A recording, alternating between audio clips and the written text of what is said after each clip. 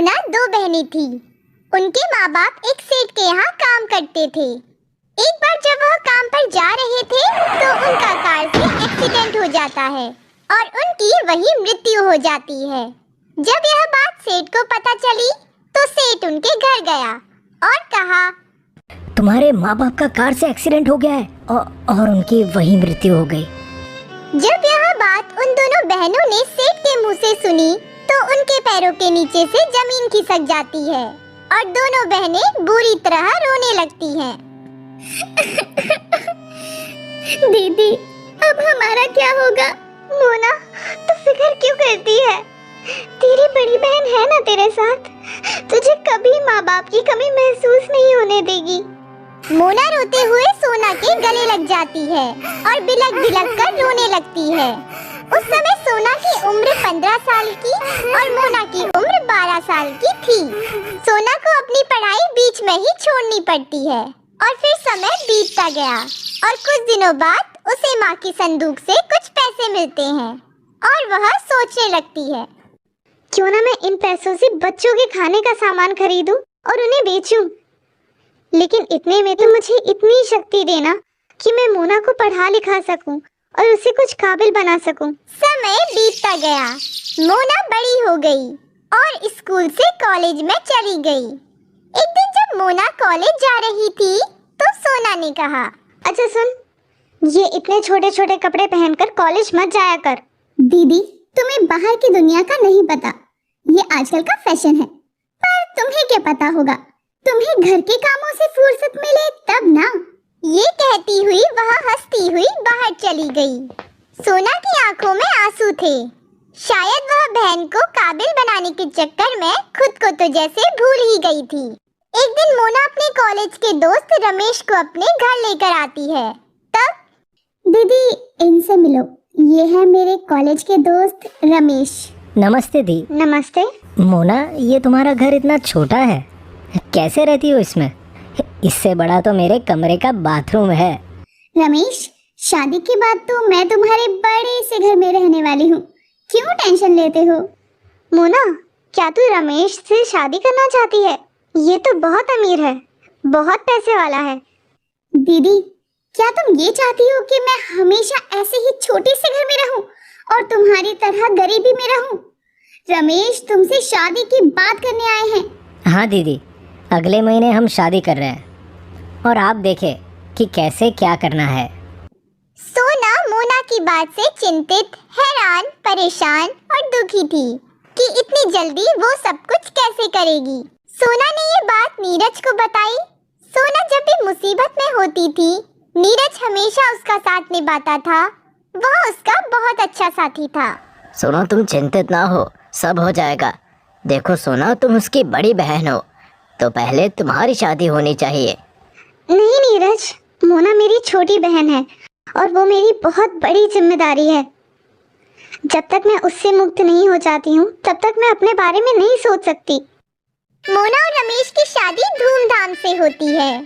सोना ने अपनी सारी कमाई उसकी शादी में लगा दी। अपने लिए उसके पास अब कुछ नहीं बचा था। शादी के बाद मोना का व्यवहार बदलने लगा। उसे पैसों का घमंड होने लगा क्योंकि रमेश बहुत ही अमीर और पैसे वाला था। सोना बहुत ही अकेली हो गई थी। एक दिन नीरज ने उससे कहा, सोना, अब मोना अपने ससुराल अपने घर चली गई है। तुम्हारे सारे फर्ज पूरे हो चुके हैं। क्या मैं तुमसे एक बात बोल सकता हूँ? हाँ कहो नीरज, क्या हुआ? मैं तुमसे शादी करना चाहता हूँ। क्या तुम मेरी पत्नी बनकर मेरे साथ रहना चाहोगी? सोना नीरज को शादी के लिए हाँ कर देती है और दोनों शादी के बाद बहुत खुशहाल जीवन जीने लगते हैं। नीरज गरीब था। वह एक मिल में काम करता था। घर में बीमार माँ और पिताजी थे। सोना ने अपनी शादीशुदा गृहस्थी संभाल ली और सास ससुर की सेवा भी करने लगी। साथ में वो अपना पुराना काम घरों का भी करने लगी। मोना हमेशा कार में बैठकर अपने ड्राइवर के साथ आती और सोना को उसकी गरीबी का एहसास कराया करती थी। अरे दीदी, ये कितनी सस्ती सी और बेकार सी साड़ी पहनी है। इससे अच्छी साड़ी तो मेरी काम वाली पहनती है। कोई बात नहीं मोना, इंसान की असली पहचान तो उसके दिल से होती है, उसके कपड़ों से नहीं। बैठो मोना, मैं कुछ चाय नाश्ता लेकर आती हूँ। अरे नहीं दीदी, मैं चाय नहीं कॉफी पीती हूँ। अच्छा दीदी, अब मैं चलती हूँ। तुम्हें याद है ना, कल मेरा जन्मदिन है। कल रमेश ने घर पे पार्टी रखी है, बड़े बड़े लोग आएंगे। तुम और जीजा जी दोनों को आना है। और दीदी प्लीज कपड़े ना जरा अच्छे पहन कर आना। मोना के जाने के बाद सोना बाजार गई और उसके लिए एक अच्छी सी साड़ी लाई।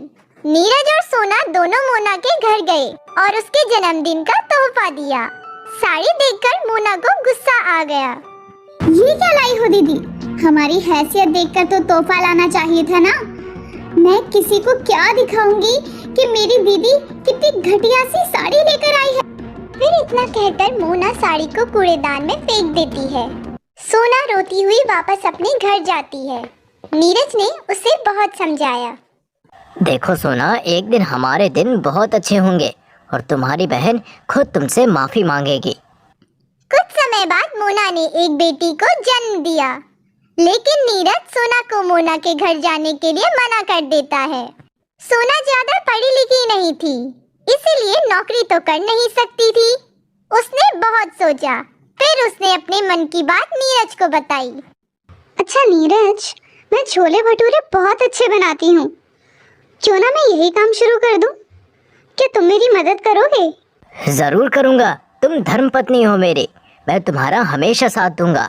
और ये लो, मेरे पास 15,000 रुपए हैं, जरूरत होगी तो और इंतजाम करूँगा, तुम काम शुरू करो बस। सोना ने छोले भटूरे बनाने का काम शुरू किया। लोगों को उसके छोले भटूरे बहुत पसंद आने लगे। दूर दूर तक उसके छोले भटूरों की तारीफ होने लगी। सोना के छोले भटूरे का ठेला दुकान में बदला जाता है।